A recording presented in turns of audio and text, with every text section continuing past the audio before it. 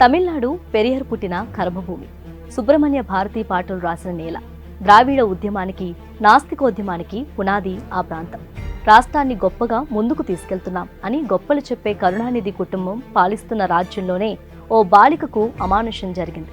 చదువు బుద్ధి నేర్పాల్సిన ఉపాధ్యాయులు బాలికను మానసిక క్షోభకు గురిచేశారు. ఋతుక్రమంలో ఉందని తరగతి గది బయట కూర్చోపెట్టి పరీక్ష రాయించారు. తమిళనాడులోని జరిగిన ఈ ఘటనకు సంబంధించిన వీడియోలు సోషల్ మీడియాలో వైరల్గా అయ్యాయి.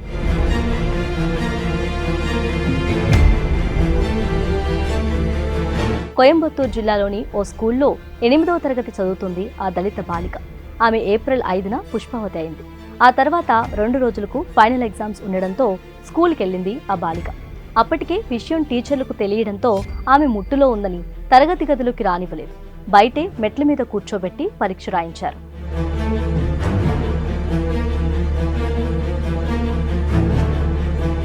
ఈ విషయం తెలియని ఆ బాలిక ఏడుస్తూ జరిగిన విషయం తల్లిదండ్రులకు చెప్పింది. వారు సర్ది చెప్పి ఆ తర్వాత ఎగ్జామ్కి మళ్లీ పంపించారు.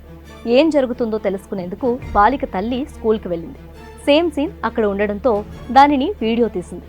దాన్ని సోషల్ మీడియాలో పోస్ట్ చేయడంతో వైరల్గా మారింది. దాంతో దేశవ్యాప్తంగా ఈ వ్యవహారం చర్చనీయాంశమైంది. ఈ ఘటనపై ప్రభుత్వం చర్యలు తీసుకుంది. స్కూల్ ప్రిన్సిపాల్ను సస్పెండ్ చేశారు.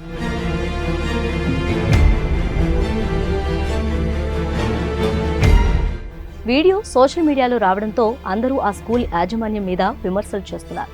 చదువుకున్న టీచర్లు విద్యార్థినిపై ఇంత దారుణంగా ప్రవర్తిస్తారా అని మండిపడ్డారు. కానీ కొందరు మాత్రం విద్యాలయాలు దేవాలయాలు లాంటివి, ముట్టులో ఉండి గుడికి వెళ్తారా, ఇది కూడా అంతే, పరీక్షకు వెళ్ళకపోతే ఏమైంది, కావాలంటే మళ్లీ పరీక్షలు రాసుకునేది కదా అని కామెంట్స్ చేస్తున్నారు.